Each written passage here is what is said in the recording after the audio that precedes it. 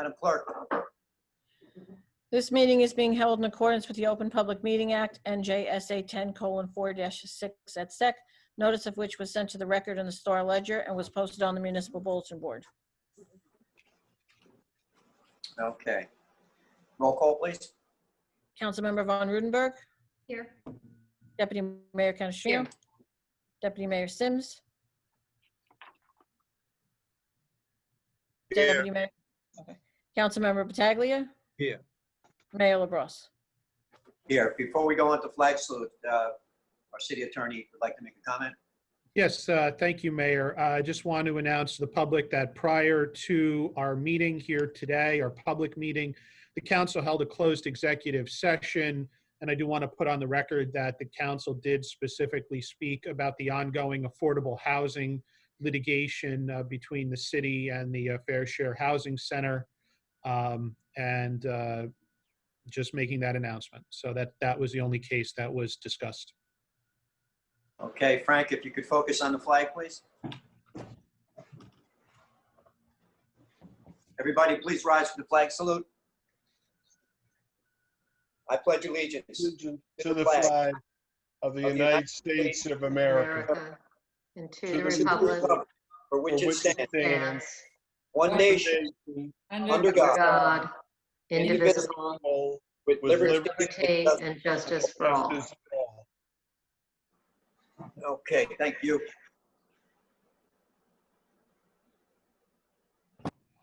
All right, Frank, if you'd return the screen, please. I did. Thank you. All right, we have a special presentation tonight. We'd like to announce the mayor and city council of the city of Hackensack all join together with your friends and family in wishing Juanita S. Johnson a happy 100th birthday on June 25th, 2020. Your life is a story of strength and dedication to your family and friends. May you be blessed for more years of good health that are filled abundantly with friendship, love, and happiness. From the City Council, presented this 23rd day of June 2020. So congratulations to Juanita on reaching that milestone of 100 years. God bless her, and may she get many more. With that, we have no minutes to approve, so we're going to go right to the city manager's report. Hey, thank you, Mayor.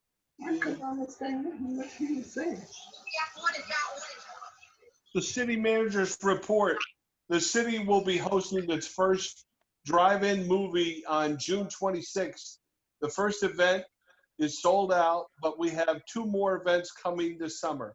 Please stay up to date with the Hackensack.org to register for your tickets. 2, even though 2020 summer rec programs are canceled this year, we are still hosting the summer food program. Our summer food program registration forms are available on the Hackensack.org for any Hackensack families that are interested. Please call our rec department if you have any questions.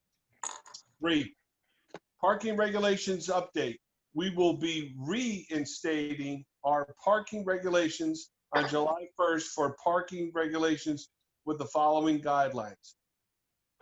Residential time-limited parking will not, I repeat, will not be enforced until further notice. Alternate side parking will be enforced on all city streets. Metered parking will be enforced on all city streets. All city parking lots will be enforced. Please refer to Hackensack.org for more information. This will obviously follow our street cleaning program. Outdoor dining became yesterday, Monday, in the city of Hackensack. We are pleased to see our restaurants up and running and following protocols to increase the flow of business and enjoyment of our city residents while still maintaining social distancing and being safe. 5, the city of Hackensack's walkable workshop, July 7th, from 10 a.m. to noon. You are all welcome to attend the virtual meeting. Please refer to Hackensack.org meeting details and registration information. The virtual meeting will focus on pedestrians connections along Prospect Ave, Beach Street, near Hackensack High School and the Hackensack Hospital. 6, the public hearing for the Bergen County open space application for Columbus Park. There is some improvements there. Millennium Strategies is with us. I'll introduce Ryan, one of our project managers. Ryan. Good evening, City Manager. Ted, before you do that, do you have anything else? Because once you do that, we have to open to the public for them to discuss what you just said. The Or only what- other thing the only thing else I have on my agenda is the public hearing for Main Street Alliance 2020 budget. So do you want to do the, You want Patrice to do the budget first? either one, it doesn't matter, whichever way you want to go. Just tell me so I get the paperwork. Patrice, are you ready for this? I am ready. Thank you, Ted. All right, I'm going to introduce Patrice Forsman to present the Main Street Business Alliance 2020 budget. Thank you. Thank you very much, Mayor, City Council members, members of the public. With all due respect and on behalf of the Board of Trustees of the Main Street Business Alliance, we were happy to propose our 2020 COVID emergency budget in May, and we look forward to a final approval at tonight's meeting. We remain committed to our merchants and property owners on Main Street in Hackensack to help them recover through this very, very difficult time. We're about 3 months through and we're facing a lot of difficulties still, but with the help of our city council members and with the help of our public in support of our merchants, we are starting to see a bit of turning the corner. So we're very pleased about that. With all due respect, I submit the budget and look forward to any questions that the public may have. Okay, with that, I need a motion to open to the public, please. Offer. Second. Roll call. Councilmember Von Rudenberg. Aye. Deputy Mayor Canestrino. Aye. Deputy Mayor Sims. Aye. Councilmember Pataglia. Aye. Mayor LaBrus. Aye. Anybody from the public who'd like to speak on the Main Street Alliance budget for 2020 and only the Main Street Alliance budget for 2020, please unmute your phone and make your comments. Anybody from the public want to speak on the 2020 Main Street Alliance budget? Going once, going twice. Seeing nobody from the public, motion to close to the public. Need a motion to close to the public? Offer. Second. Roll call. Councilmember Von Rudenberg. Aye. Deputy Mayor Canestrino.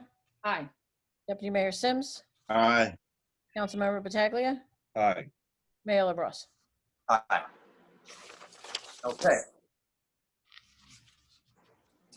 Before we move back to Ryan, I just want to thank Patrice Forsman and the Upper Maine Alliance for all their efforts and support. And hopefully we will continue to support each other through 2020 and this pandemic. And I thank her personally. Thank you very much, Ted. I really appreciate that. And on behalf of the Board of Trustees, I want to also indicate our appreciation for the quick movement on the outside dining ordinance and the ease of getting the Department of Health and the fire department to work with our merchants on making this happen. So thank you all very much. This was a terrific partnership and cohesive effort. Thank you. Thank you. Great job. Okay, last on my list is the open space hearing for Columbus Park. We have representation from Millennium Strategies that helped produce the grant application. And I have Ryan Westra. I don't know if Susan Banzin is on this chat meeting or not, but Ryan, you go ahead. Good evening, City Manager, Mayor, and members of council and the public. I'd like to do a brief presentation regarding the Bergen County Open Space Trust Fund improvement to Columbus Park. The project location is at Columbus Park, where we will be working on the basketball court area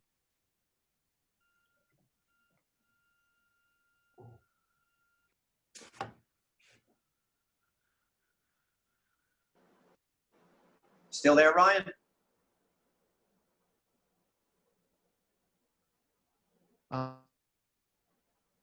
Frank, did we lose Ryan? It looks like he froze. We'll see if I can help him out.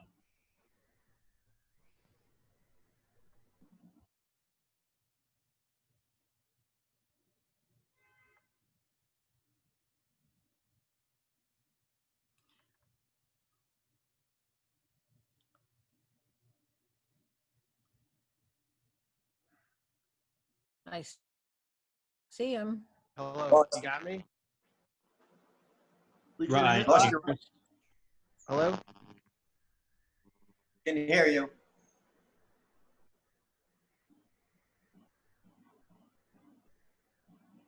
Hi, this is Susan Danzon. I don't know if you want me to pick up, Brian. You're freezing up during your presentation. Is Go it, ahead, Susan. you want me to just Go take with over? it. Go So, ahead. okay, so just to reiterate, I don't know where Brian dropped off, but from the beginning, Bergen County Open Space Trust Fund, we're doing an application to improve or resurface the basketball courts and associated drainage, as well as resurface the existing courts. One being in the futsal court, and the second one we are going to multi-use tennis and volleyball, just changing out the equipment, but the line work is the same. Millennium had prepared the grant application. I believe it's about 298, something like this. I don't know if you need to know that exact figure. Millennium can speak to that, or I have a document open. Around 298, just shy of 300,000 for the application. I don't know what other information you would like for this presentation, but that's the gist of the project. If anyone has any questions, I'd be happy to field them. We need to open to the public first, Mayor? Okay. Need a motion to open to the public to speak to the Bergen County Open Space application for Columbus Park. Kathy, motion. Second. Roll call. Councilmember Von Rudenberg. Aye. Deputy Mayor Canestrino. Aye. Deputy Mayor Sims. Aye. Councilmember Pataglia. Aye. Mayor LaBrus. Aye. Anybody from the public would like to speak to the Bergen County Open Space application for Columbus Park? Please unmute your phone and speak up. Hearing nobody from the public, motion to close to the public. Second. Roll call. Councilmember Von Rudenberg. Aye. Deputy Mayor Canestrino. Aye. Deputy Mayor Sims. Aye. Councilmember Pataglia. Aye. Mayor LaBrus. Aye. Mayor, just for the Okay, record, just so everybody knows, the project cost is $589,375. The requested grant will be $294,687.50. The local match by the city will be $122,097, and the other funding source will be the 2019 New Jersey DEP Green Acres program, which will fund $172,590. I just wanted this for the record, so if people knew what was in play here and what was approved. Okay, thank you. Thank you, Ted. Are you done with your manager's report, Ted? Yes, sir, I am. That would complete the city manager's report for the 23rd. Okay, so we're going to new business, resolution 222-20. Okay, Mayor, just so you know, I can't see anything. I'm being told that you guys can see me, but I can't see anything. I can hear you. We can see you. All right, I see. I see you, but you're not moving. That's okay. This is very weird. All right, so our first resolution is Resolution 222-20, which is, hang on, the final adoption of ordinance number 24-2020, an ordinance amending and updating Chapter 159 of the Code of the City of Hackensack, towers and wreckers. This ordinance has been advertised pursuant to law and now calls for a public hearing. Okay, need a motion to open to the public, please. Second. Roll call. Councilmember Von Rudenberg. Aye. Deputy Mayor Canestrino. Aye. Deputy Mayor Sims, Aye. Councilmember Pataglia, Aye. Mayor LaBrus. Aye. Anybody from the public who'd like to speak to Resolution 222-20, which is an adoption of ordinance 24-2020, please come forward. Seeing nobody from the public, motion to close to the public. Offer. Second. Roll call. Councilmember Von Rudenberg, Aye. Deputy Mayor Canestrino, Aye. Deputy Mayor Sims, Aye. Councilmember Pataglia, Aye.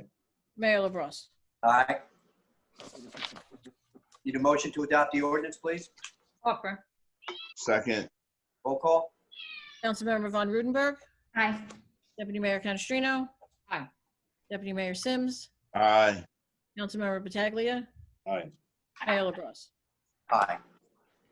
Be it resolved by the City Council of the City of Hackensack, County of Bergen, and State of New Jersey, that ordinance number 24-2020 has passed its second and final reading and is hereby adopted. Thank you. And before we can, Resolution 23-20. yeah, Mayor, before we continue, I would just recommend to the city clerk that you send a copy of the newly adopted ordinance to everyone on our official tower list so that they're informed of the changes to the code. So I would just suggest you do that. Okay. Thank you. Resolution 223-20. This is for a final adoption of ordinance number 25-2020, an ordinance to amend Chapter 13 of the Code of the City of Hackensack, claims to mandate direct deposit for municipal employees pursuant to NJSA 52:14-15F. This ordinance has been advertised pursuant to law and now calls for public hearing. Okay, need a motion to open to the public, please? Offer. Second. Roll call. Councilmember Von Rudenberg, Steph? Aye. Deputy Mayor Canestrino, Aye. Deputy Mayor Sims, Aye. Councilmember Pataglia, Aye. Mayor LaBrus. Aye. Anybody from the public who'd like to speak to Resolution 223-20 and only 223-20, please come forward from the public. Hearing no one from the public, motion to close to the public. Offer. Second. Roll call. Councilmember Von Rudenberg, Aye. Deputy Mayor Canestrino, Aye. Deputy Mayor Sims, Aye. Councilmember Pataglia, Aye. Mayor LaBrus. Aye. Need a motion to adopt the ordinance, please. Offer. Second. Roll call. Councilmember Von Rudenberg, Aye. Deputy Mayor Canestrino, Aye. Deputy Mayor Sims, Aye. Councilmember Pataglia, Aye. Mayor LaBrus. Aye. Be it resolved by the City Council of the City of Hackensack, County of Bergen, and State of New Jersey, that ordinance number 25-2020 has passed its second and final reading and is hereby adopted. Okay. Resolution 224-20. This is a resolution authorizing tax refunds for state board judgments. Need a motion, please? Offer. Second. Roll call. Councilmember Von Rudenberg, Aye. Deputy Mayor Canestrino, Aye. Deputy Mayor Sims, Aye. Councilmember Pataglia, Aye. Mayor LaBrus. Aye. Resolution 225-20. This is a resolution adopting Main Street Business Alliance 2020 budget. Need a motion, please? Offer. Second. Roll call. Councilmember Von Rudenberg, Aye. Deputy Mayor Canestrino, Aye. Deputy Mayor Sims, Aye. Councilmember Pataglia, Aye. Mayor LaBrus. Aye. Resolution 226-20. It's a resolution authorizing the cancellation of outstanding checks. Need a motion, please? Offer. Second. Roll call. Councilmember Von Rudenberg, Aye. Deputy Mayor Canestrino, Aye. Deputy Mayor Sims, Aye. Councilmember Pataglia, Aye. Mayor LaBrus. Aye. Resolution 227-20. This is a resolution requesting approval of items of revenue and appropriation, NJSA 40A:4-87, Bergen County Census Assistance Grant. Need a motion, please? Offer. Second. Roll call. Councilmember Von Rudenberg, Aye. Deputy Mayor Canestrino, Deputy Mayor Sims, Aye. Councilmember Pataglia. Aye. Mayor LaBrus. Aye. Resolution 228-20. This is a resolution authorizing correction to resolution number 136-20, awarding change order number 2 to Boswell Engineering for Main Street Streetscape Project. Need a motion, please. Offer. Second. Roll call. Councilmember Von Rudenberg, Aye. Deputy Mayor Canestrino, Aye. Deputy Mayor Sims, Aye. Councilmember Pataglia, Aye. Mayor LaBrus. Aye. Resolution 229-20. This is a resolution awarding the contract for engineering services to Suburban Engineering for planning and funding assistance of combined sewer separation of Court Street drainage area. Need a motion, please. Offer. Second. Roll call. Councilmember Von Rudenberg, Aye. Deputy Mayor Canestrino, Aye. Deputy Mayor Sims, Aye. Councilmember Pataglia, Aye. Mayor LaBrus. Aye. Resolution 230-20. It's a resolution awarding contract for the LSRP engineering services for 18-20 Bridge Street. Need a motion, please. Offer. Second. Roll call. Councilmember Von Rudenberg, Aye. Deputy Mayor Canestrino, Aye. Deputy Mayor Sims, Aye. Councilmember Pataglia, Aye. Mayor LaBrus. Aye. And resolution 231-20, payment of bills. The resolution authorizing payment of bills. Need a motion to pay the bills. Offer. Second. Roll call. Councilmember Von Rudenberg, Aye. Deputy Mayor Canestrino, Aye. Deputy Mayor Sims, Aye. Councilmember Pataglia, Aye. Mayor LaBrus. Aye. Before we move on to the consent agenda, does anybody on the city council have any conflict of interest? Hearing none, motion to proceed with the consent agenda. Offer. Second. I have to read it first. The following items are considered to be routine in nature and will be enacted in one motion. Any items requiring expenditure are supported by a certification of availability of funds. Any item requiring discussion will be removed from the consent agenda, and consent agenda items will be reflected in full in the minutes, including any exceptions and/or additions. It consists of Resolution 232-20 through 238-20. 232-20 is a resolution authorizing inclusion in the Bergen County Community Development Program. Resolution 233-20 is a resolution authorizing execution of an agreement with the County of Bergen to supersede the cooperative agreement dated July 1st, 2000, and amendments thereto establishing the Bergen County Community Development Program.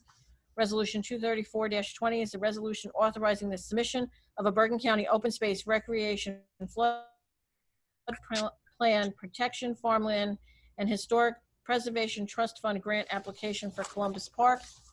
Resolution 235 is a resolution authorizing the renewal of liquor licenses for the 2020-2021 license term. Resolution 236-20 is a resolution authorizing leave of absence without pay for Michael Sabatier, Tree Maintenance Worker 1 for the Department of Public Works.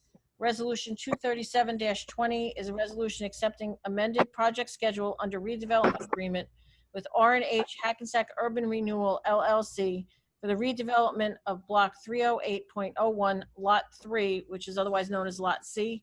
And Resolution 238-20 is a resolution authorizing approval to submit a grant application and execute a grant contract with the New Jersey Department of Transportation for the 2nd Street Roadway Improvement Project. Now I'll take the motion. Need a motion to adopt the consent agenda as it was read. Offer. Second. Roll call. Councilmember Von Rudenberg, Aye. Deputy Mayor Canestrino, Aye. Deputy Mayor Sims, Aye. Councilmember Pataglia, Aye. Mayor LaBrus. Aye. And with that, before we go into public session, before I open to the public, there's some statements the council would like to make. And we're going to start out with Deputy Mayor Sims. Whenever you're ready, Dave. Last week, Board of Ed member Francis Cagellan refused to vote on a resolution opposing racism in our society. That decision has caused a lot of pain in our city, and I have heard from many residents who are disgusted that someone elected to lead our schools would act in this way. This is a time in our country when people are rising up against systematic racism in many different ways. People are marching in our streets, protesting the killing of Black men and women, working to reform police use of force, policies like we are in the process of doing on the city council, or just about these issues, raising awareness about the struggle for racial justice. We all have to do more to finally solve the problem. And someone elected to represent a diverse city like Hackensack has to be able to at least understand that. Last night, several Board of Ed members called for Ms. Cargellan to resign, and I agree with them. At this moment in history, we need our elected leaders to stand 100% against racism. I believe that we can only move forward as a community if we stand together. So I'm calling on Frances Cargellan to step down for the good of our city. I hope that she will recognize how much pain her actions have caused and do the right thing, stepping aside and allowing us to heal from this situation. No more, I ask. Thank you. Thank you, Dave. We all need to do more to confront systemic racism, which is why I'm proud that our community has held several peaceful protests recently where residents were able to make their voices heard. And I'm proud that the City Council and I publicly announced our intention to take the Obama Pledge to explore reforming police, reform, use of force policies. These are the kinds of actions that this moment in our history demands, and anyone in a leadership role should be doing whatever they can to meet that moment. Unfortunately, a member of the Board of Education decided recently to go in a different direction, and in the process, she has started a controversy that is causing a great amount of difficulty in our community. I tried. That in mind, It won't let me. I am joining Deputy Mayor Sims and members of the Board of Education in asking Mrs. Kajelja to step down. This would be in the best interest of our diverse community, and it would allow the school district to move forward without unnecessary distraction and division. I hope that she will consider this request and do what's right for the city. I want all residents of Hackensack to know that I and the entire council stand unequivocally against racism, bigotry, hatred, and any other force of division in our country. We all need to stand together to confront the challenges that are before us. And I hope and believe that we will be able to do that. So thank you for allowing me to speak my piece on that. And with that, I defer to Stephanie Von Rudenberg. Thank you. Well, I am of the firm belief that we do not all have to agree on everything, as differing opinions is what leads to meaningful discussion and self-awareness. I do believe that when it comes to children, the most important goal we have as parents, educators, and citizens is to ensure that all students feel understood, accepted, and included in our schools, in their hometown, and as they transition into adulthood. While it is okay to have discussions surrounding one's views, it is not okay to shut down the necessary policies, procedures, and support that is the foundation for our youth to be able to express themselves and voice their concerns. And by establishing the proper foundation in the schools and city, we can grow, add, and expand in places to support a Black student who struggles with discrimination, may lead to Asian or white students feeling comfortable enough to express feelings of being unrepresented in schools, or Muslim or Jewish students feeling comfortable enough to speak possible discriminatory comments in school. Whether our students are 3 years old or 18 years old, they are still children and young adults, and their beliefs and feelings must be validated. With that in mind, I stand with my fellow council members and Board of Education trustees. Thank you, Steph.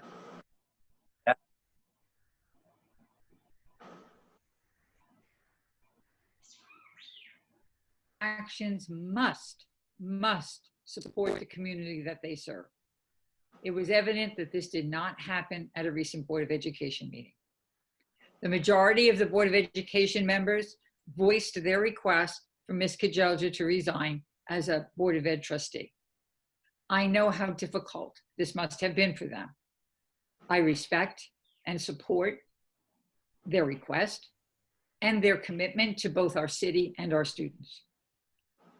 I also stand in agreement with my fellow council members and statements that they've made here tonight. I look forward to a timely resolution of this issue. Thank you. Leo? Really sad what happened with the Board of Education. I don't have too much to say, but I agree with the rest of the council. Thank you. All right, thank you. With that, I need a motion to open to the public, please. Offer. Second. Roll call?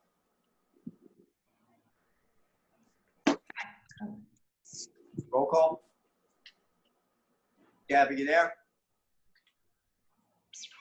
Offer, I need, who do you need? Stephanie, Debbie, hang on. Let me see what's going on. I'll be right back. Can you hear me now? Yes. Okay. Councilmember Von Rudenberg, Aye. Deputy Mayor Canestrino, Aye. Deputy Mayor Sims, Aye. Councilmember Battaglia, Aye. Mayor LaBrus. aye. Anybody from the public who would like to speak, please unmute your phone. We will go one at a time. I'd like to speak. All right, please give your name, please. Richard Salkin, Hackensack, New Jersey. Can you hear me, sir? Yes, sir. Okay. I guess June is the time for leaders to do stupid things. June 6, 2001, President George W. Bush said, "I looked the man in the eye and found him to be straightforward and trustworthy." He was talking about Vladimir Putin. June 25th, 2019, I spoke to her and I don't believe she's a hateful person. Well, okay, the politically expedient thing for you to do tonight is to call for her resignation, which is the appropriate thing. But you left our children at risk for a year. I spoke to you that night. I said, you got the political power. That entire board are supported and financed by you, your LaBrus team, and you let this go on. Shame on you, and I hope you learned something. I'm not real confident that you will. Moving on to a second topic. We've been going back and forth, your city attorney and I, on his activities on May 5th regarding Yvette Irvin's comments and whether he stifled free dissemination of opinions or not. I think he did. I think case law indicates that you might be in jeopardy if this continued.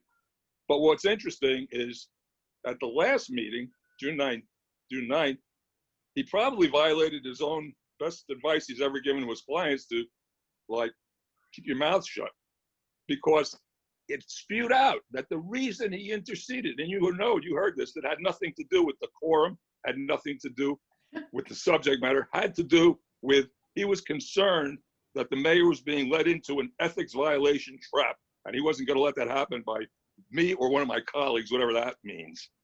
Now, the funny part is, by doing that and spilling his guts, he tells me, and I'm not going to file an ethics complaint, but Stephen, you better read RPC 113. You represent the corporate body of the city of Hackensack, not John LaBrus, not any of the council members individually. That is a conflict that cannot be waived. You clearly violated it. You do not work for John LaBrus. You work for the city of Hackensack and the people. And you should have been fighting for their right to speak, not to protect John LaBrus.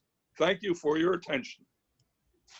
And just very briefly, Mayor, I will reiterate for the umpteenth time that the person in question was able to make her comment, and I made a recommendation that I stand behind 110%. That recommendation was not made in a personal capacity, but to the mayor of the city of Hackensack, who I am required to give good legal advice to, and it was good legal advice, and I stand behind it 110%. So I'll keep coming at you, my friend, because you don't know what you're talking about. Hey, guys, no back and forth. A lot of people got to speak. Thank you. Next, Yeah. please. This is Reverend Melanie Miller. Reverend Melanie Miller. I'm pastor of Varick Memorial. I just wanted to first thank you all for the move that you all made this evening in calling for the resignation of that Board of Education member. And but I pray that this is just the beginning of us coming together, continuing to look at the people, the laws, the resolutions, and things that perpetrate inequality in our city. And I think this is a good first step, and I really appreciate everyone and the words behind what you are doing, because they're very well founded. And I think this is a way to begin helping people to begin to heal, but also the beginning, because we can't just have it for just now and then let it go. That is, it is the bridge that helps us to begin to work together in the future. So again, appreciation for that. So just wanted to say thank you. Thank you, Reverend Miller. Appreciate it. We're praying with you as you're praying for us. So thank you. Hello. Next, please. Thank you. Give your name, please. Hello? Oh, this is Carolyn Davis. Good evening. Can you hear me? Good evening. Yes, ma'am. Okay. As a leader, Mr. Mayor LaBrosse, you have to accept praise as well as negative comment. That negative comment does not mean that anyone hates you. It just means that we disagree with you. I just want you to understand that, because I'm in a leadership position also. Because I was raised properly, I publicly said thank you and expressed my gratitude for the sewers being fixed on my block. But that was not a favor to me. It was your responsibility to the taxpayers of Stanley Place. They did not receive a tax break because of the constant financial setbacks they endured due to damage to their property. I'm a little tired of hearing what diseases did or did not do. This is all on your watch now. Who is the work group? If you don't know by now, then shame on you. You haven't been paying attention, because every member of the work group, when speaking for the group, says their name and that they are part of the group. Just as Mayor LaBrosse and team, we know who the team is. It is just an attempt at intimidation and undermining, and it will not work. Everyone by now knows who the work group is. I want to address this to Mr. Peter Marquezani, because he called out my name last week. Our sons were in school together and Boy Scouts, but it does not mean you are privy to my story. I grew up here in Hackensack, and until I finished high school, I lived in a predominantly Italian neighborhood. They treated us with love and respect and compassion, and I will always be grateful to them. However, in my home and in my church, I was also taught that I am my brother's keeper. When one hurts, we all are supposed to hurt. I don't have to be Jewish to understand the pain the Holocaust still causes Jewish descendants.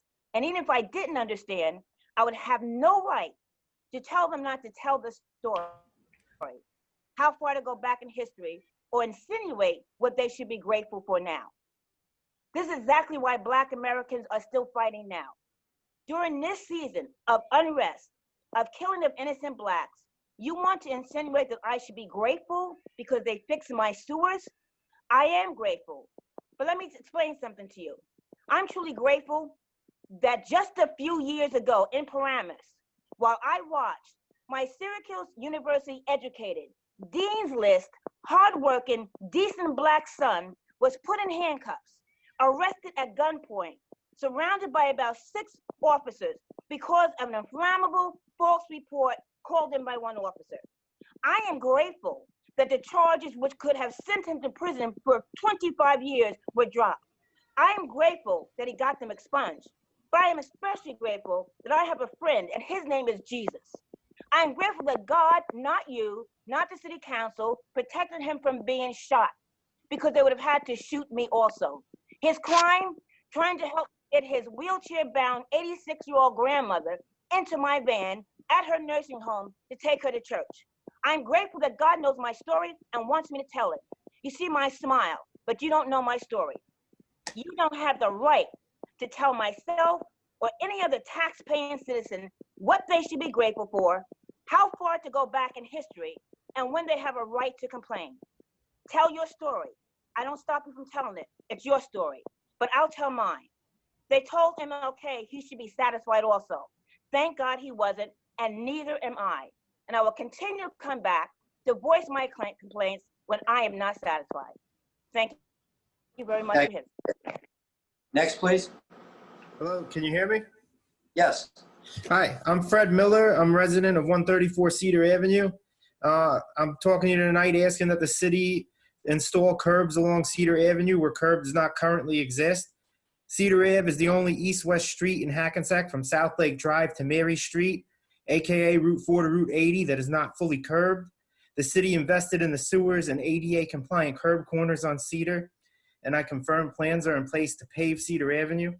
I'm asking that the city finish this project to a standard and install curbs instead of leaving the street appearing in a state of disrepair. I've been in touch with the city manager's office regarding this request and received unsatisfactory answers to placing curb on Cedar Avenue and unsatisfactory answers to another current city project on Elm Avenue that's 2 blocks away. Elm Ave is getting new curb installed on both sides of the street from Lincoln Ave to Grand Ave, and I take exception to this project as everything the city manager's office has told me to why Cedar Ave can't get curbs contradicts the current project on Elm Avenue. The city manager's office told me maintenance and replacement of curbs is the responsibility of the homeowner more than once. This is a contradiction. The residents of Elm are receiving new curb when they were fully curb-lined street, and they're getting it for free. This is not fair to residents that don't have curbs and to those that have to maintain their sidewalks and curbs at a cost. The city manager's office stated the project on Elm was paid for by a CDBG grant. Bergen County and HUD's websites explain these as grants targeted for lower income and special needs residents. The projects showing applicable to this grant include repaving, sewage and drainage improvements, ADA curbs, and accessibility. Replacing the curbs the full length of the street appears to be a mismanagement of funds. The city manager's office stated the DPW had trouble maintaining the street in the winter months. This is a contradiction. The city DPW has never in my 25-year residency plowed a street curb to curb. Even when there is snow, the number of cars parked on Elm make this feat impossible. The city manager's office told me they only replaced curb where ADA curb installation affected the previous curb. This is a contradiction as the curb in its entirety was not affected by the ADA curb installation. Previously paved streets such as Ross, Lewis, and Prospect did not get the same attention to curbs, nor did Cedar. And the city manager's office justified denial of curbs on Cedar because it would negatively affect drainage because the street is flat. This is a contradiction. Cedar is not a flat street, does have a pitch, and it is crowned. Due to no curbs and people's parking habits, soil is eroded and created ruts on both sides of the road. These hold water and make a slippery, muddy mess or a slippery, icy mess depending on the season. Curbs on Cedar are essential to proper drainage and public safety. If drainage was such an issue, I should not be told I could pay for a permit to install them. The lack of curb also negatively affects the values of all the properties on the street, and I highly consider you to consider putting curbs on my street. Thank you. Thank you, Mr. Miller. We'll take your, we did have conversation with the city manager during executive session on some street paving and curbs and things of that nature, and we will look into it. Thank you for your comments. Next, please. Yes. Good evening. My name is Bridget, Hackensack resident. Let me start off by saying the country, the city, the district is on fire.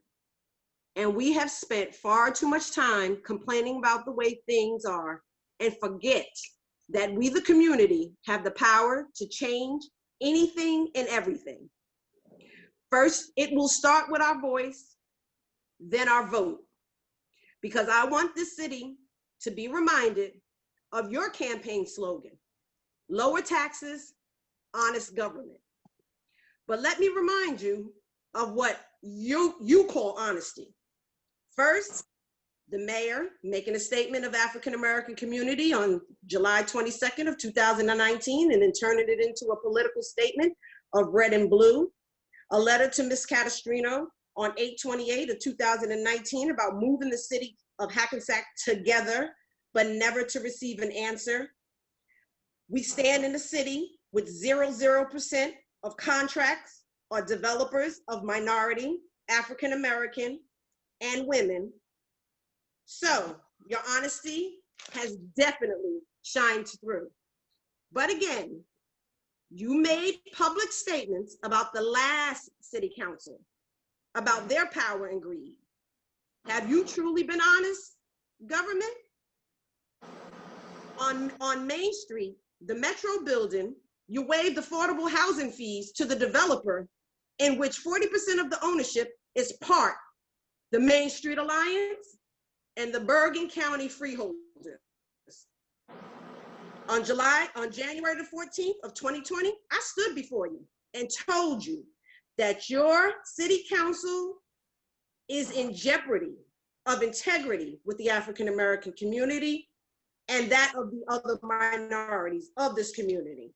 2021 is going to be an election year for you guys, and it'll be a crucial year because it will be your legacy about the redevelopment. But what do I know? Voting is the medicine we take to cure the disease of systemic racism, of a systemic injustice. So tell us, how honest will you be? Thank you. Thank you, Bridget. Next person, please. Myrna Cottrell, Brook Street, Hackensack. And Ms. Cottrell. In light of the current situation that we're having right now, I'd like to make a proposal to the council for something that would benefit the youth of Hackensack. I am, as a lot of you know, currently involved in the rowing world. In light of the current climate, U.S. Rowing is looking to diversify the world of rowing.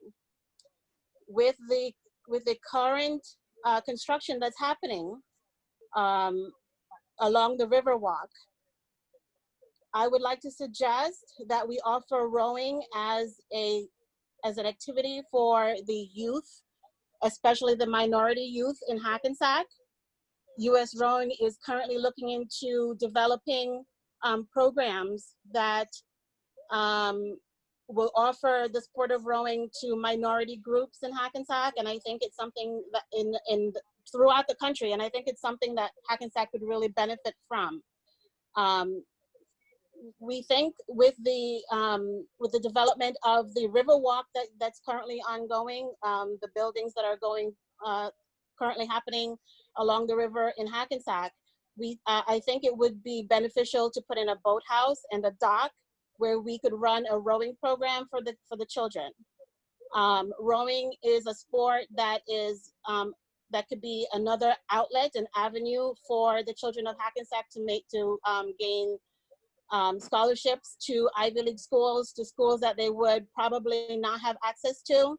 It's another outlet, another way for children who are not good at basketball or baseball or football, that they could get a full scholarship to college. It's something that would benefit the children who are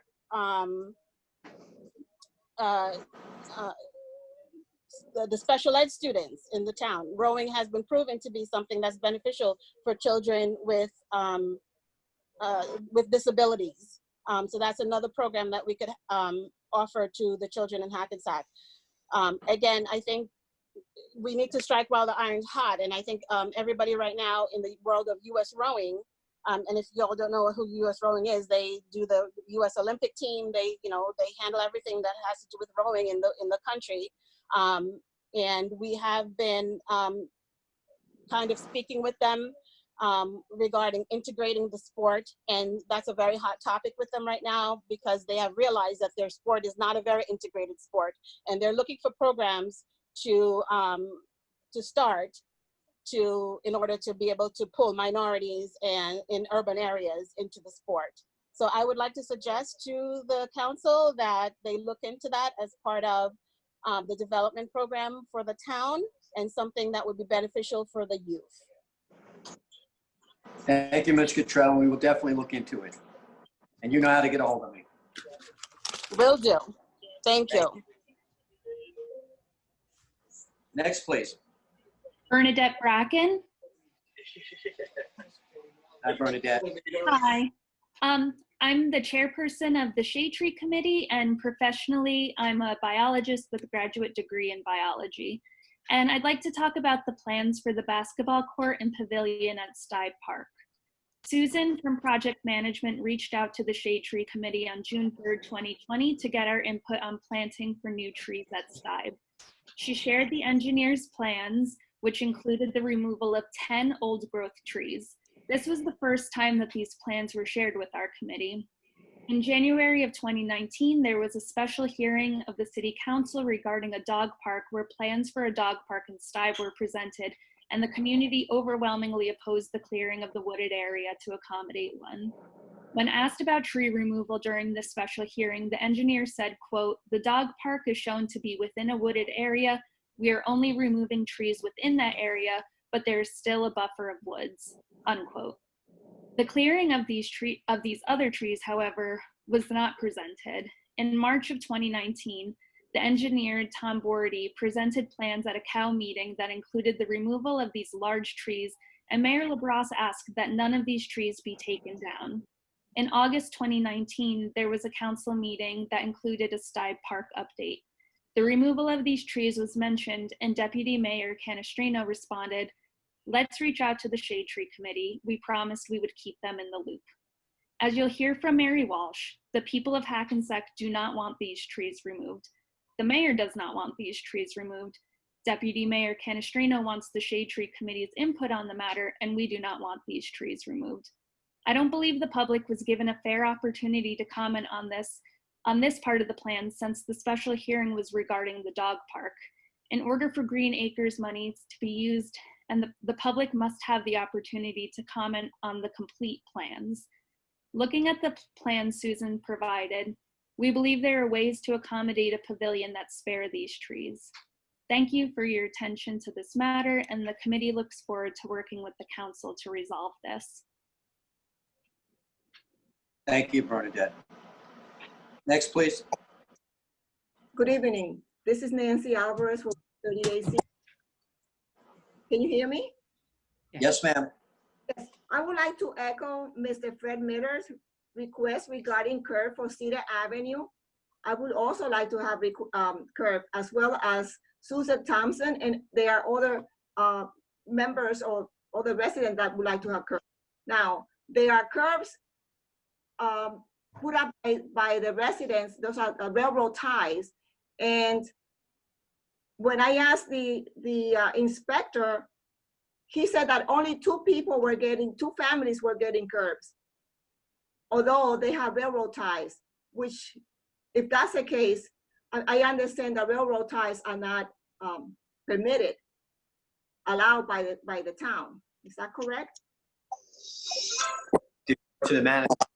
They're not approved. They're not approved. They're not an approved mechanism for curbing or for that process. But there are many residents, homeowners that do have them, and two of them were going to get curbs, and then it was canceled. They decided not to put any curbs because everybody wants curbs at Cedar. And it is a problem in the winter because the water does freezes with the snow, and it could be a potential problem. I have sent an email last night, and I also tried to speak to Mr. Battaglia. I left him a message, and he didn't call me back because I wanted to discuss this issue. And I hope that you do really reconsider this and give us curbs in Cedar. Thank you so much. Thank you, ma'am. Next, please. Next, please. Hello. Hi. So I am Fred Miller's wife. I don't want to repeat the same thing. I know it's very repetitive. But essentially, I'm just going to raise the question. I know we're arguing for the same thing, but what beats me is why elm and not cedar? All of Elm was repaved, all of Elm was recurbed. So just when we're looking at this argument, yes, we want the curb, but it's the idea behind it. Why one street and not the other? It smells a little bit like favoritism to me. So just like Nancy had mentioned, just please reconsider and look into the situation a little further. Thank you for your time. Thank you, Ms. Miller. And I want to address that. There's no favoritism on this. I've lived here 40 some odd years. Deputy Mayor has lived here. My street hasn't been paved in 40 something years. These streets and curbs and sidewalks, not sidewalks in particular, only when it comes to ADA situations, are evaluated by our engineers and DPW. And there's a list every year of which ones go first, which ones are the worst ones. And, you know, I don't even know anybody lives on Elm Street. I mean, to imply that we're doing it because we know somebody there, when my own block hasn't been done in 42 years, and Burn Street doesn't have curbs in certain parts, they have wood railroad ties. So we do things because we get the grant money. Without the grant money, we wouldn't be able to do half of the projects we're doing. And we've paved and done more curbs and ADA projects than just about any other town in Bergen County. So we are working very hard. We will look at Cedar. I'm very familiar with Cedar. We will look at it. I asked the city manager, I want a list of all streets that don't have curbs throughout the city. And I know they're all over. It's not just the Fairmount section, but they're all over the city where there's no curbs in certain areas. So we will look at it. We will address it as fast as we can. But again, they're going to do what's worse first. So that's the way it works with the grants. And the grant, as your husband, as Mr. Miller mentioned, are given out or go by income in the area. So that also I understand, but again, how could no curb be better condition than a curb that was already in place that might have maybe a little bit of a damage? I mean, I'm new to the town. I'm not originally from Hackensack, and I was just driving up and down the streets, and I noticed that it's to investigate Elm, whether the whole street was done recent or whether work was done on it recently. We're trying to complete it in phases. There's a lot of different answers to the question. So we will look into it, though. We promise you that. Thank you. Thank you. Next, please.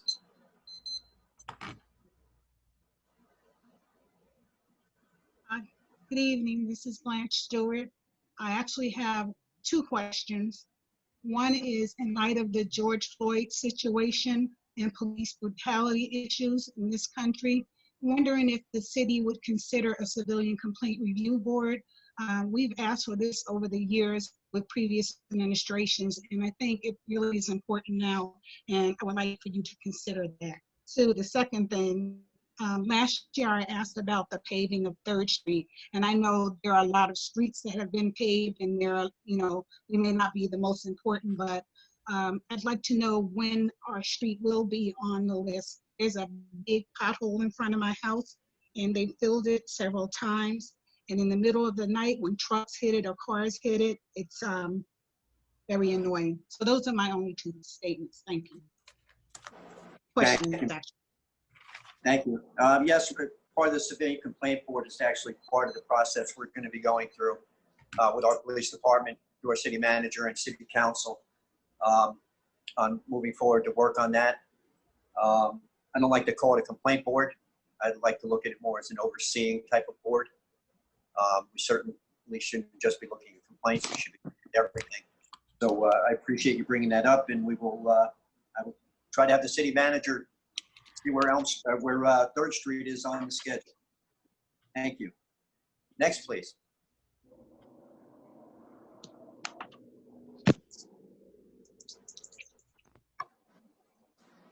Anybody else from the public? Peter Marcazzani, Davis Avenue. Hey, Peter. Good evening, everyone.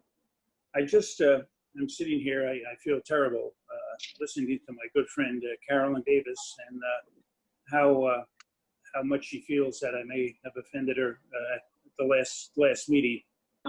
I've known Carolyn and her family for 40 years, I guess, close to it.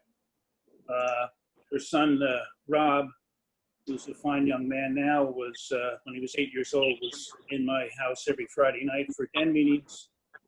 He participated with my son.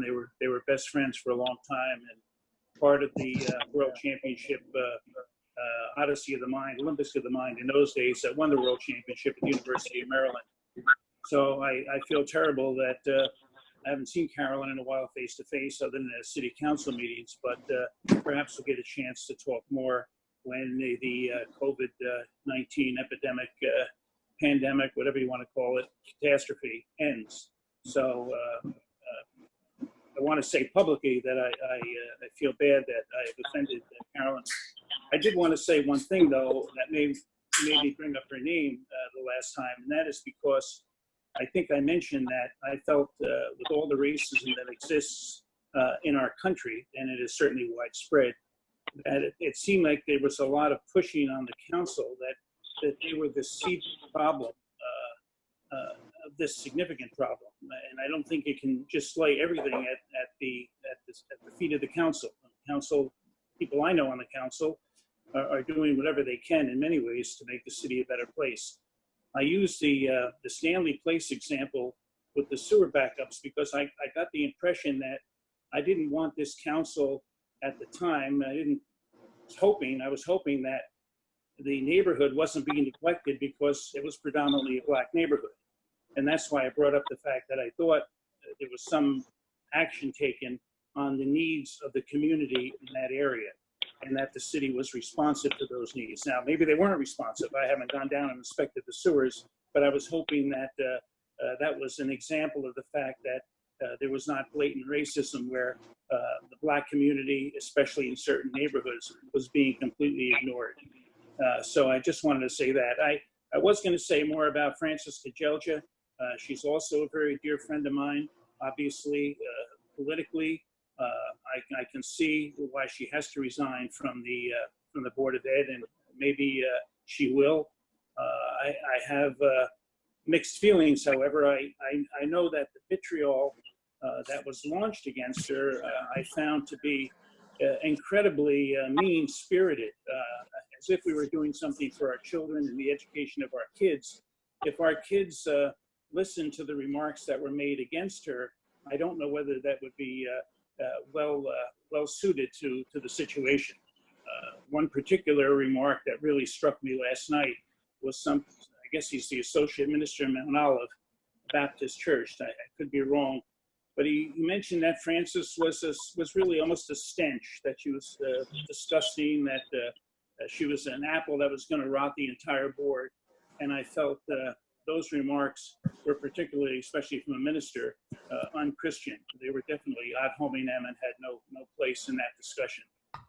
I too, at this point, probably think that in order to ease the problems in the community, that her resignation is probably warranted.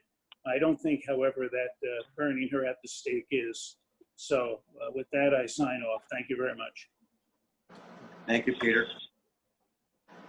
Next, please. Yes, this is Joanna Calle, Hackensack. Can everyone hear me okay? Yes. Perfect. So I wanted to commend you for speaking out about Frances Kajelja, given that it's a year late. Many of us went to the city council meeting a year ago today to speak out about this and ask for you all to stand up and do the right thing. And it reminds me to remind you all, as a word of caution, not to ignore the voices of residents in Hackensack. Some of us are policy experts. Some of us have life experience. Some of us are coming to you all, not as a political attack, but because we are members of this community who care about this community, and that is why we're speaking out.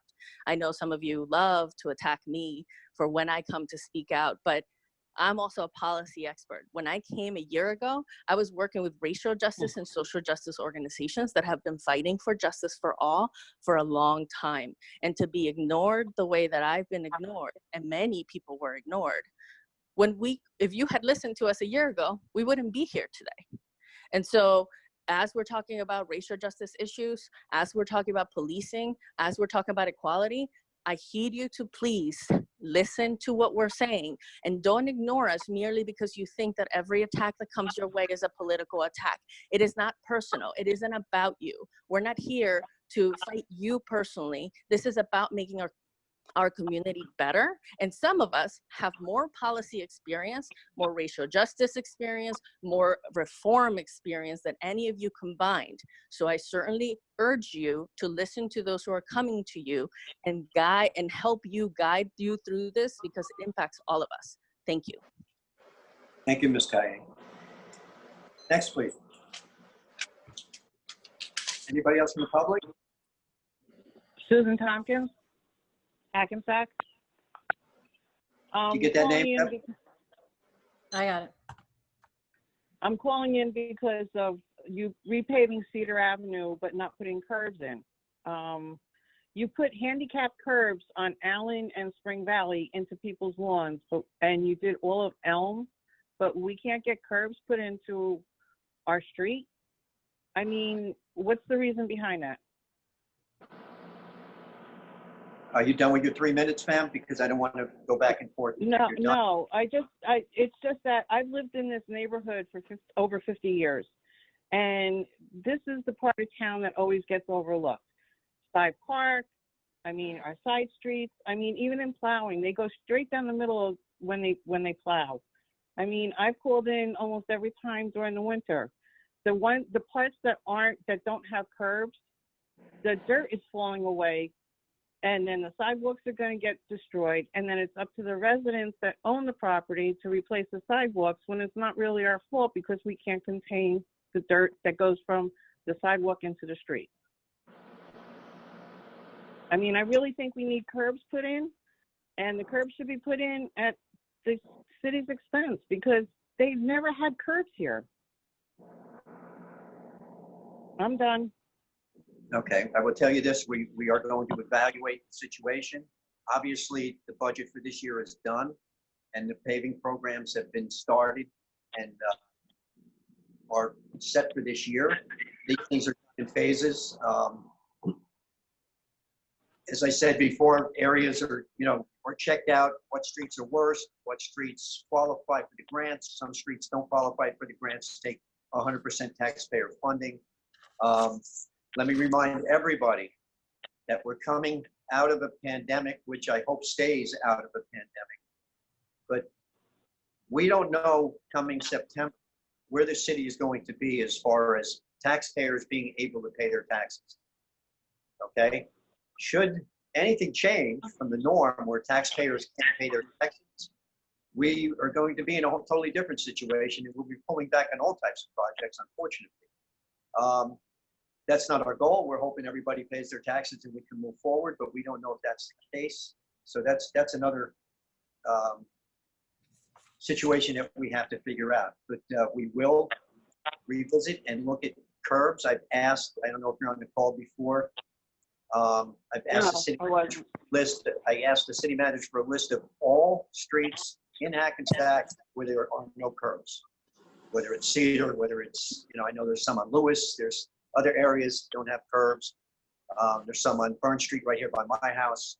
So, one of the engineers is going to have to go out and find that for us, and then we'll chip away from there and see where we're going. But I thank you for your concern, and we're looking at it. So thank you. All right, thank you. You're welcome, ma'am. Next, please.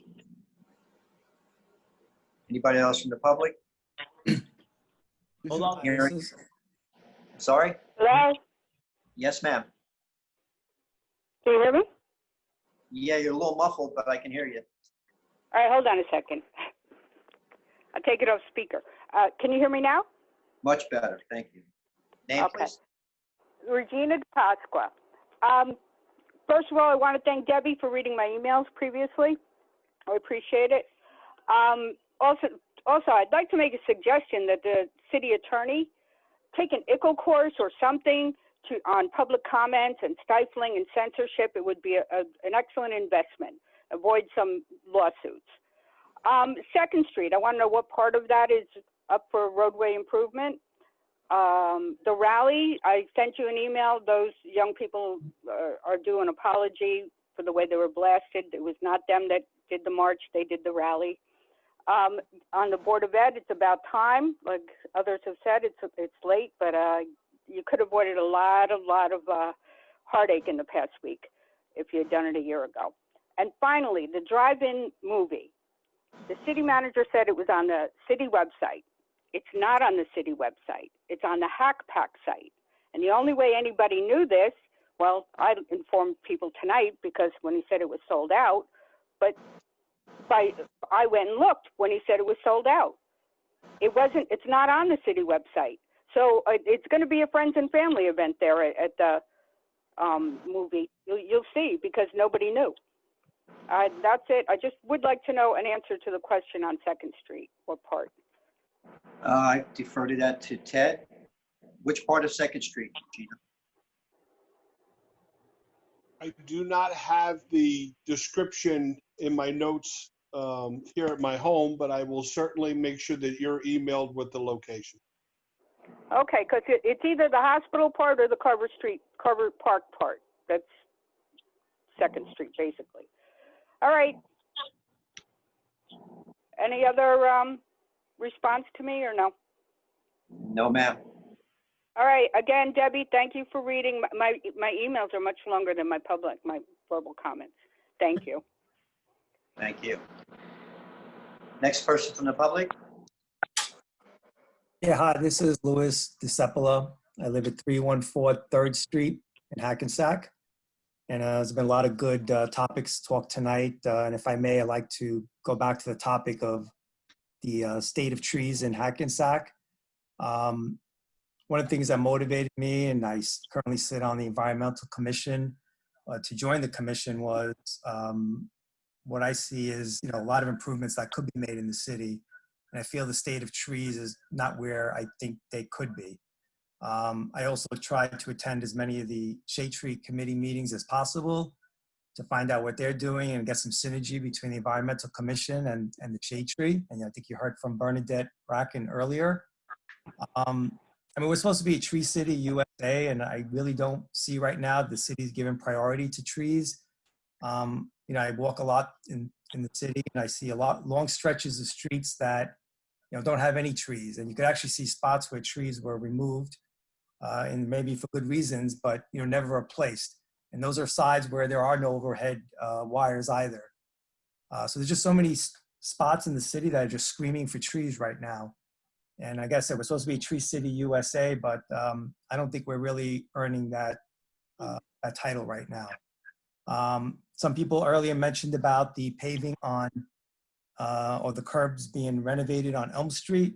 The tragic part about that, and I found out about it later, was the slaughter of trees on Elm in order to do that project.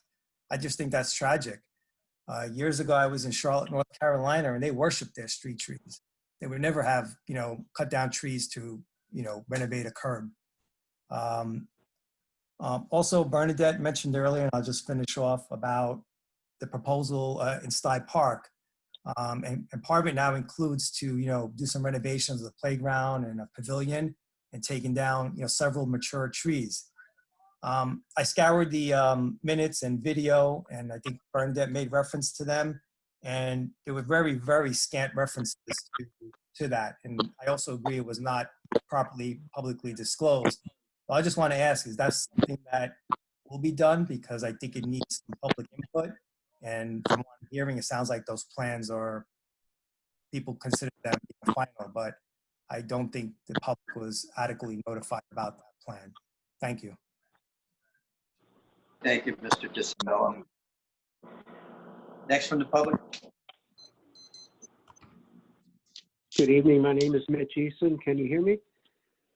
Yes, sir. Thank you very much. Mr. Mayor, Council, thank you very much for holding this meeting tonight. I'll be brief. I'm a longtime resident of Hackensack. As a matter of fact, was brought up in this house 67 years ago on Cedar Avenue. And I would like to just, for the record, register my support for Mr. Miller and his wife's comments. I've had the opportunity to have some lengthy discussion with both of them. I thank them both for articulating our concerns, and I just want to reinforce it that we feel the same way. Thank you very much. Thank you, sir. Next person from the public? Hello? Hearing none, motion, are you there? Yeah, can you hear me? Yes, ma'am. Good Name, evening. please? Pardon me? Can we have your name, please? I'm about to tell you. And my name Okay. is good evening. My name is Robin Coles, and I live here in Hackensack.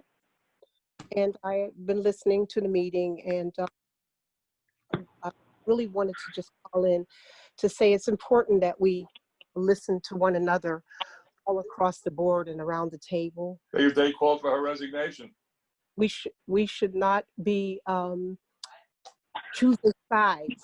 What we should be doing is looking at what's honest and what's real. We are now calling for the resignation of this woman, even though we were faced with these same challenges on last year. I wanted to call in because I heard the gentleman say some of the mean and cruel things. But let's just start at the beginning. Had we snuffed this out because it affects our children, had we snuffed it out in the beginning, then we wouldn't be in this predicament. And Mrs. Kajelcha, I'm sorry to say, she's not ashamed of how she feels. She'll say, and she tells everyone, and she's clear about what she says. Now, it may be because it's your friend that you think that, first of all, I don't think we should be calling names out. And then he said he guessed, the gentleman before earlier said he guessed, I think it was a pastor or someone. We shouldn't do that. We need to be certain, because clearly I heard them say we're going on record, that this goes on record. And in order for this town to move ahead, we have got to stop looking back and look ahead. I'm screaming as a person who just really doesn't run around with my flags. I believe in what I believe and I stand for what I believe. But we need to stop digging one ditch. You better dig two, because the ditch you dig for me just might be for you. So stop looking back at what was done before us. Let's look at who's in the seat right now. Let us work together. Let us speak with one tongue and not two, so that we can get this work accomplished in the city. We live here. And everything decisions is made. We play trickery games about the wordings we use, about how things are supposed to affect us. I think we've got to teamwork it, and we need to get the school board on track, and it's not on track, and it hasn't been. And that poison that was spewed about children. We talk about Christianity versus not Christianity. I am a Christian, proud to say it, but I'm not going to be on the phone ripping people apart, because that's not how. Christianity is about love. So let us be mindful as we speak about one another, and let us work together to get this job done. In the meantime, as we go forward, let's show love. All the things that are going around us in this country and in this world is because there's a lack of love and lack of concern. Everybody's concerned about getting their own. I may not agree with you, but we can agree to disagree. And so let's learn the biggest word in this community that I don't see anymore. It's called respect. And let us please respect one another, because you can't get it done without me, and I can't get it done without you. Thank you for hearing me this evening. Good evening. Thank you, Ms. Coles. Next member from the public? This is Kasim Gaines. I just wanted to echo some of the sentiments of Ms. Coles, and I really wanted to thank you all for calling for the resignation of Trustee Kajelja. I like to think, even though we don't always agree, I know there are a number of educators that are members of the board and council. Obviously, Mayor LaBrosse, I know that your wife is an educator, of course. I have watched as members of the council have spoken about how important their own children are, how important the schools are to them.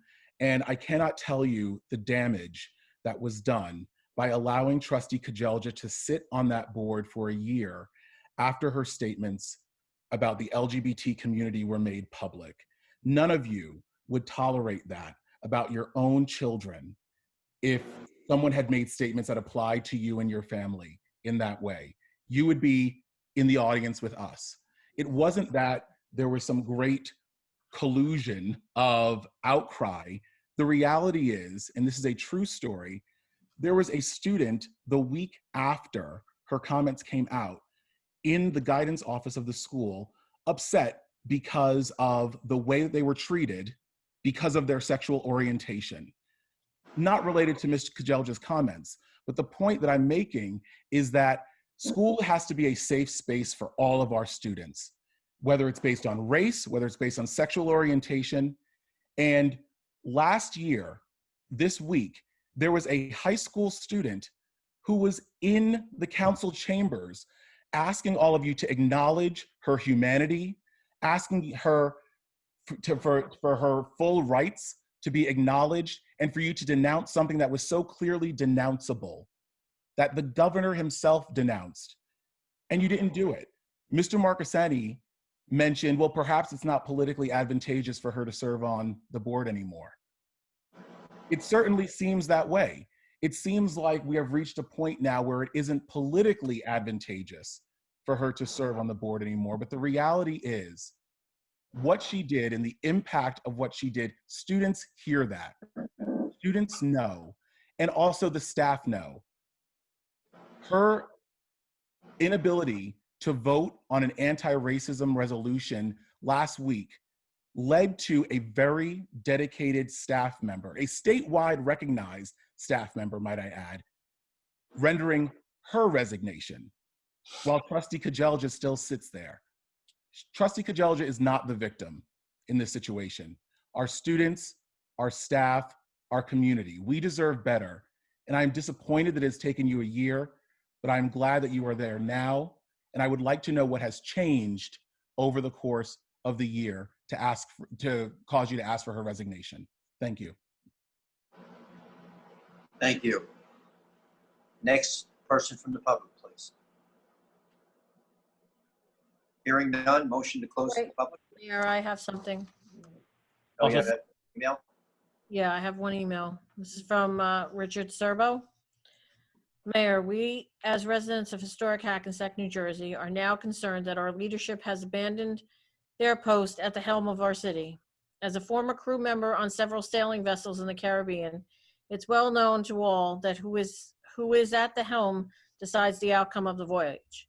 During this time of disappearance by many in charge of services and direction, we encourage you to resurface and point out the course we are on less than a year before our municipal elections.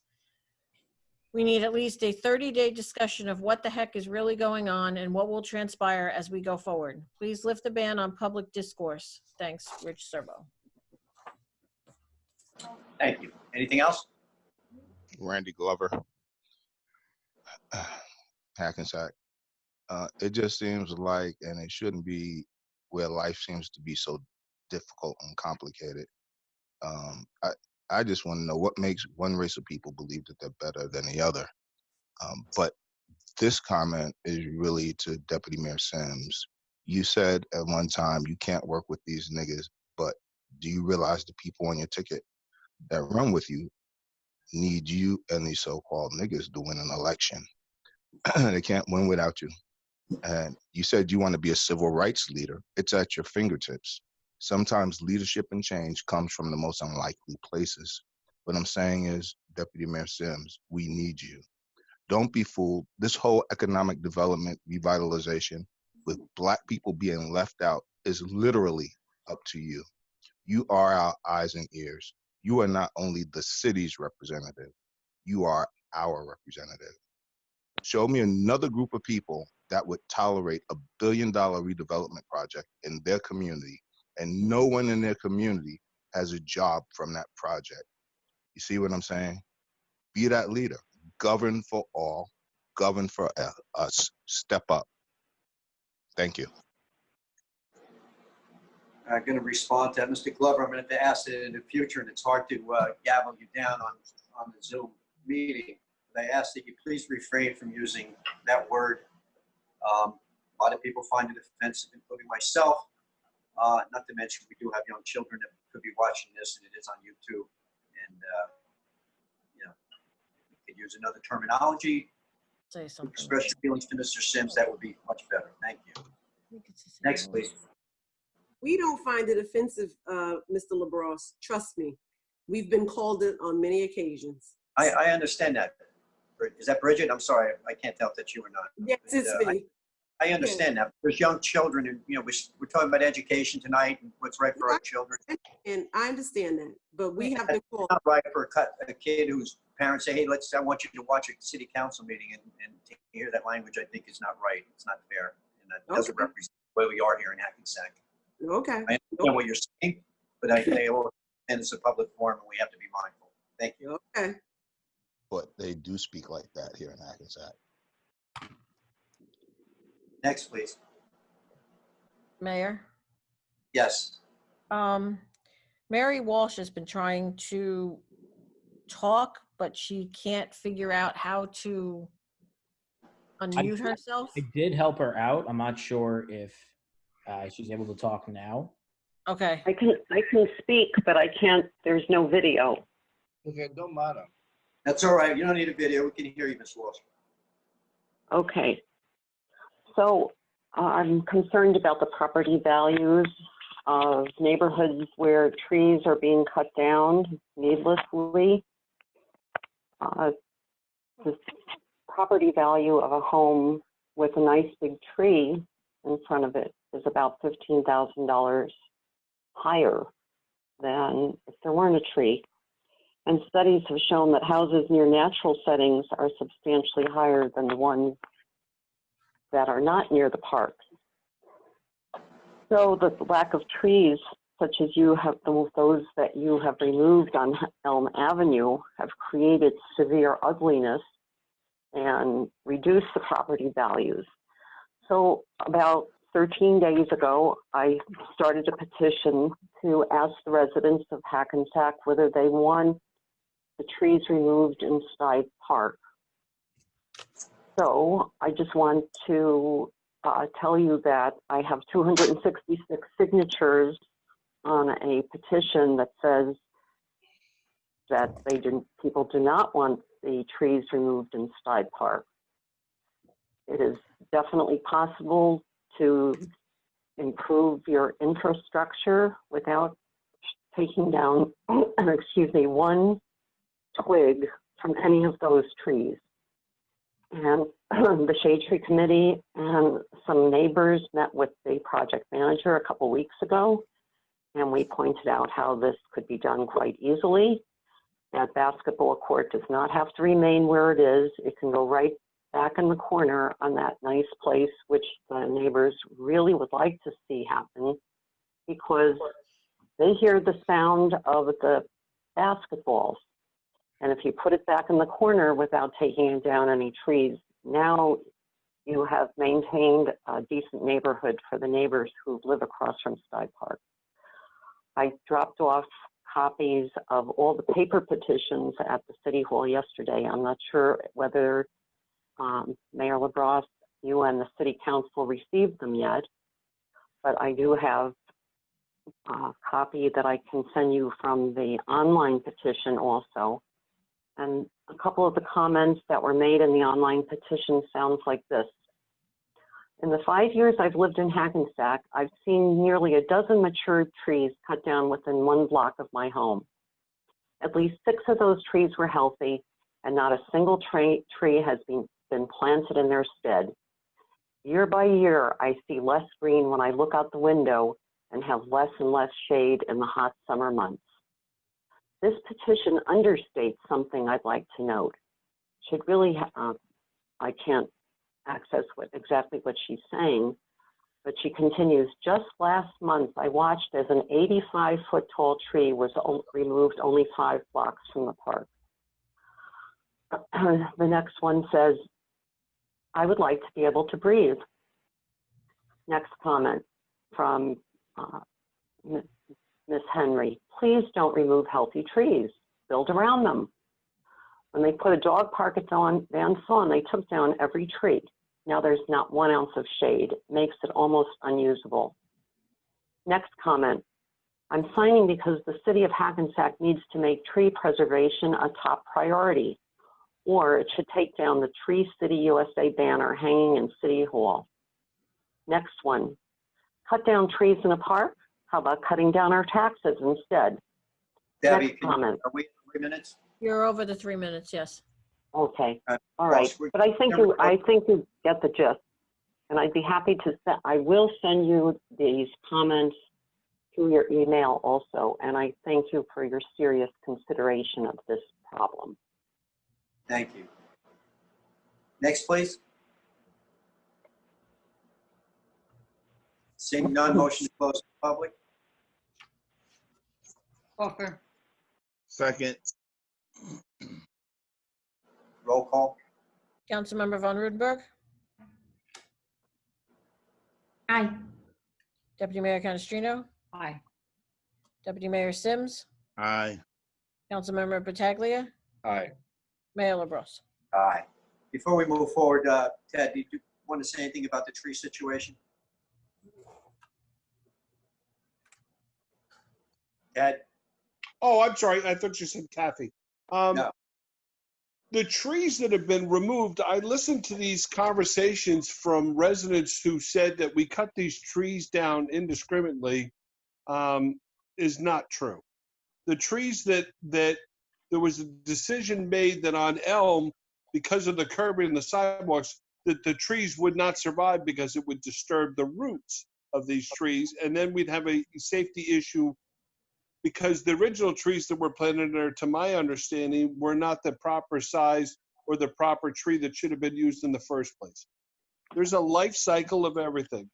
The people that are now claiming that we need to rearrange the plan for Stuyve Park improvement, I guess what we really would like is just a complete colony of trees there and not use the park for any other active use, just passive use and just plant it full of trees. Unfortunately, the city of Hackensack has only so much limited recreational space, and to my understanding and to my belief, Stuyve Park is underutilized by the residents of the city of Hackensack. So the bathroom and that building there needs to be replaced. There's certain locations that make that work because you got to run water, sewer, all the other conditions. I understand the benefits of trees. I'm an Eagle Scout. I have spent my life camping in the woods, so I'm not an anti-tree person. We remove trees when we have to. Obviously, I'm going to use an arborist to evaluate these trees so we get a professional opinion here. But in certain cases, when it comes to safety issues, I'm going with we're going to remove the trees and we'll replant. Now, I'm sure that the condition and the response that the city has not replanted when they should have, I certainly will look at that much more, and I'll take any locations that trees were removed in prior either issues or construction projects, and we need to replant them. In the city ordinance, I believe if it's been updated, will say that if you cut a tree down, we're essentially purposed to, at a minimum, replant one. But the notion that we just indiscriminately cut trees down because, you know, they get in the way and they're dirty, or, you know, it caused me to rake leaves, or some kind of notion of that would be untrue. Any comments that they need to make, they certainly can contact the city manager's office, and I will certainly speak with them offline. Thank you. All right. I just want to, I'm watching some messages flash on the board. I don't know who Dora is, but you know, I don't have the power to turn anybody's video off. I'm not the IT person. So Frank, I don't know what that's all about, but I just saw a message come across my screen. Yeah, I just responded. I did mention that during the height of the pandemic, a lot of public meetings are getting what was called Zoom bombed, which means inappropriate images and stuff are being shown on the screen and flashed on the screen. So we decided early on that it'd be best that during public comment that we'd not show anybody's video, and it would just be, you know, audio. But we can change that moving forward as Zoom has gotten a little bit more secure. It's up to the mayor and council and city manager how they would like to go about that. But I did just put that in the chat as well to let her know. Okay. Thank you. I didn't know what it was about. So Stephanie? Thank you. Good evening, everyone. Thanks for joining us. I want to start first by addressing the comments from Ms. Bracken of the Shade Tree Committee and Ms. Walsh. I understand your concern, and as the council, we took those concerns into consideration when reaching a decision about the dog park. However, there's a major difference between the decision to not clear trees for the dog park and not clearing trees for the pavilion, and that is the safety and lives of our children. The reason for the new bathrooms and pavilion is for the safety of our children and families who attend the recreation program at Stive, as well as all of the young families that visit the park. The bathrooms are deplorable and dangerous. There is no shelter in case of inclement weather, and I have personally been in the park when branches have fell, and I have heard firsthand from counselors and children who attend the rec program stories of branches falling, and that is why I proposed a covered pavilion for shade and safety. One of the reasons for the shade was, obviously skin cancer is a huge killer in this country too. So, that's why we proposed the pavilion part of it. I'm not sure if anyone petitioning against clearing of the trees have young children that frequently visit the park, but I encourage you to reach out to parents who have young children who frequently visit the park, in which there is many, many large trees with limbs that could easily fall and kill a family. And if they feel the same, and see if they feel the same way as you. It was my understanding from engineers and others professionals that the configuration of the plans for the structure was made with as minimal tree removal as possible. I appreciate our green space and will always support the planting and replanting of trees. And I thank you for your dedication on the Shade Tree Committee, as well as everyone's dedication on Environmental Commission. But I will never put trees or property values before the safety and lives of young children and families.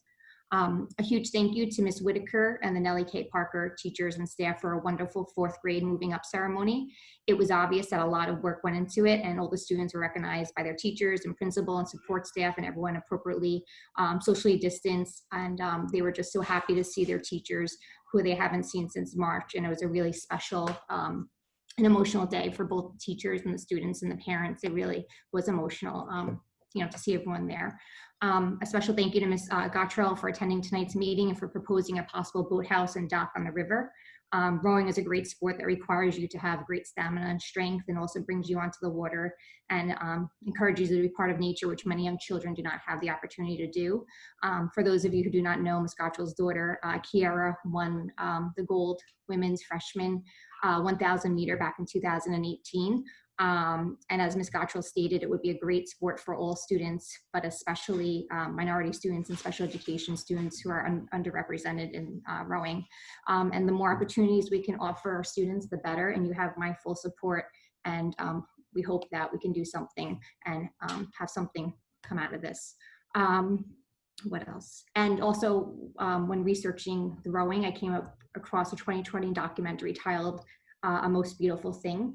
It was supposed to open in theaters on July 17th. I don't know if it's still going to because of everything, but it chronicles the first African-American high school rowing team in the nation. And it seems like a great movie from when I read the reviews, and I hope it comes out, and anyone interested in rowing should try to watch it if it comes out, maybe on Netflix or something.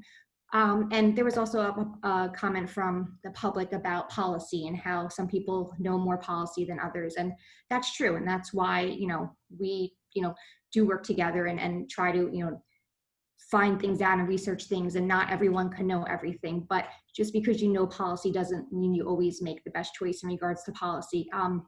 One of those decisions was to, wanting to take out officers from schools because it intimidated certain groups of children.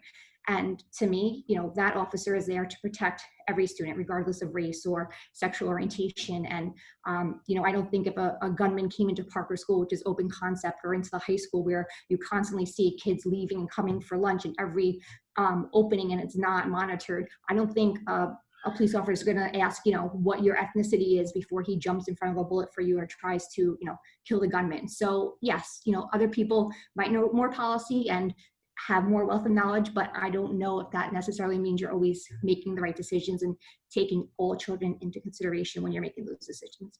Thank you and have a good night. Thank you, Stephanie. Thanks. Kathy? Yes, all right, taking a look at the docket tonight, I want to thank, the Main Street Alliance. Again, they've been refocusing and doing a lot and investing a lot of their time and energy in trying to help the businesses that we know our local businesses have been hurting, as has happened not only throughout the country, but throughout the world with people, not being able to open and people not feeling safe to leave their homes. But now that things are open, please everyone, if you're out in businesses visiting, do support our local businesses, because it's really, really very important to us and the stakeholders that we have in our community.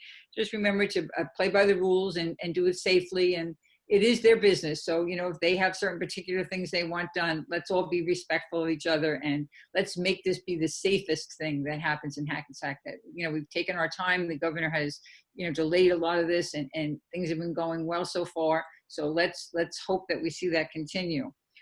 I also attend and represent the city at the Chamber of Commerce meetings, and they too are working very, very closely with the local businesses and helping them in many, many ways to keep businesses going through this rough period. So again, if anyone has friends or is part of local businesses, there's two organizations, you know, right here in town that if you need some information, if you need some help, they're there and they're doing a great job at supporting that. Some other things, you know, that are on the docket tonight. We're continuing to do sewer work, you know, not having a lot of cars on the road. It's been good for the city to be able to get some of this done. And you know, we're standing by our commitment, working from the river and going west to try and alleviate some of the flooding problems that we had and issues that the DEP has, you know, has placed on us for overflows and stuff into the river. Lots of progress going on in our downtown. We're still on target by the end of this year. So at the end of 2020, we should see the work complete and two-way traffic once again on Main Street. So that's something exciting to look forward to as well. A couple of things that came up tonight, the rowing program. I was also thinking, you know, Ted, we need to look into that, because remember we had received grant money for a kayak launch. I wonder if we could incorporate or switch that into something that would support rowing. We were going to do that at Johnson Park, so that may be something that we can, you know, definitely look into. Mr. Glover, you know, you seem to always be bringing up, you know, that you don't see any, you know, we're not having the Black developers in town. If you know of Black developers that have come to town and presented projects and had issues, please have them, you know, reach out to me, let me reach out to them, and let me see where the problem is, because I really participate in all of these, and I can't remember any of this ever happening. So please, you know, do that for me as well. I think my computer battery is low, so you may lose me in a minute, so I'm going to say thanks all for coming. So sorry not to say see you at the 4th of July this year, but hopefully next year. Thank you. I'm going to go plug in. Dave? For the record, I have never stated I do not want to work with N-word people, as well as I never stated that I was a civil rights leader. I work to assist the residents, as I have done over the past 30 years. Last Friday, the NAACP had a Juneteenth rally at the steps of the courthouse. I want to thank Jeff Carter, the president of the NAACP, and his board, and all who helped out. We had our annual shredding event last Saturday. We had over 100 happy residents get rid of old documents and mail. This Thursday at the M&M Building Rec Center, we are having our 6th COVAL testing site starting at 10 a.m. I want to congratulate all of the 4th graders on moving up Hillers, Fairmount, Nellie K, and Jackson Avenue. I also want to congratulate the 8th graders who will be having their virtual ceremony tomorrow at 10 a.m. and the high school having their virtual graduation at 5 p.m. tomorrow. So far, outside dining in the city has been a success. I encourage you to all visit our local residents and enjoy the outside seating. Next Wednesday, July 1st, the Hackensack Fire Department is having their annual Fallen Firefighter Memorial at Main and Temple starting at 6 p.m. As the summer begins, please remember to continue to practice social distancing. Wear your mask and wash your hands frequently. Good night.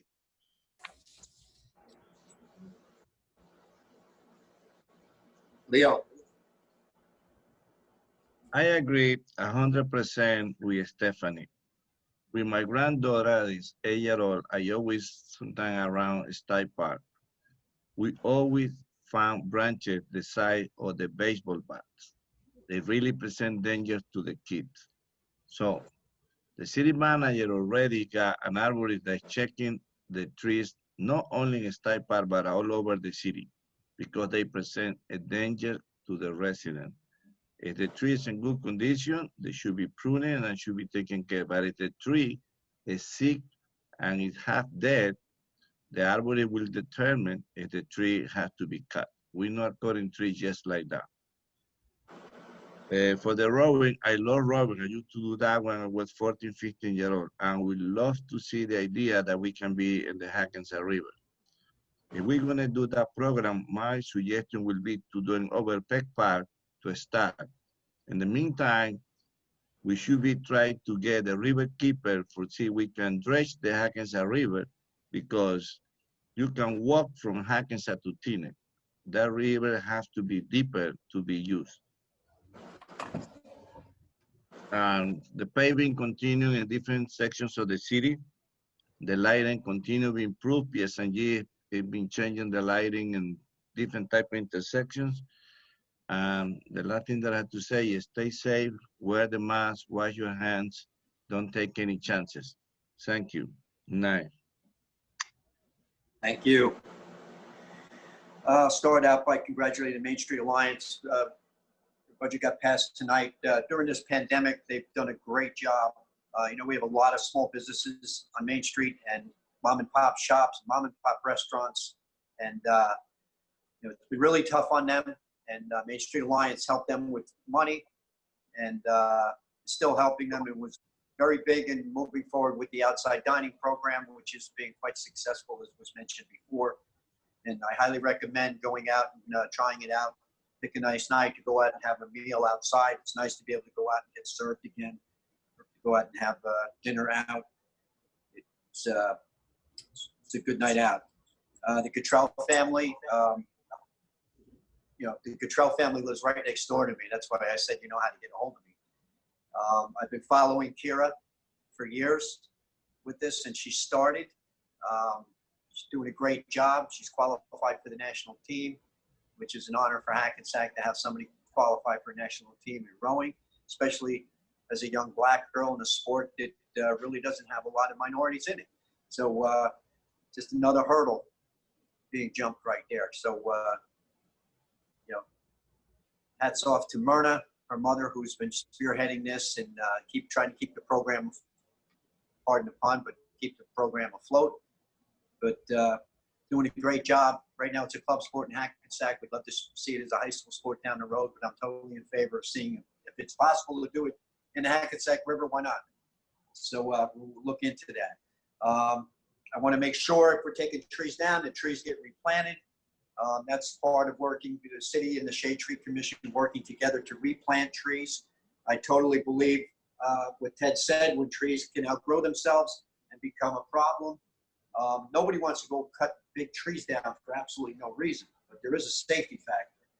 And I don't think anybody on the Shade Tree Commission or the Environmental Commission wants to be held liable if a tree fell down. And we didn't cut it down because they didn't want to cut down, even though it was unsafe. So these trees need to be looked at by an arborist. This decision needs to be made. They need to be trimmed. You know, you have to maintain trees as well. Just, you know, and we've existed with trees for years, but accidents do happen, and we have to make sure that doesn't happen, especially in a park where there's going to be a lot of children. July 1st, Wednesday, Firemen's Memorial Day mentioned. We lost 5 firefighters from Hackensack in that Ford fire back in the 80s. I think it was 1988. It was one of the worst days in the city ever had to endure. And to this day, we honor them. And it's at Memorial Park on Main Street up by Target. So if you can get up there, I highly recommend it. It's only about a half an hour, but it's worth it. I want to congratulate the 4th graders graduating, the 8th graders graduating, the high school kids graduating. Great job, guys, on getting through, especially on social distance learning. I know it's not easy. it was mentioned before, my wife's a teacher, and it's very, very, very hard to learn through Zoom meetings and stuff like that. So kudos to you guys for getting it done. Mr. Sarbo had mentioned before that my lack of being around, I mean, you know, I haven't missed a day's work. I've been worked in COVID wards a good chunk of my time every day in this hospital in Hackensack. I haven't missed a council meeting. Haven't missed anything except seeing my family and children because of social distancing. That's the only thing I've missed. But I've been here. This council will continue to lead. And but for someone to say I'm just absentee or infer that anybody's absentee going through this, you know, is really not fair.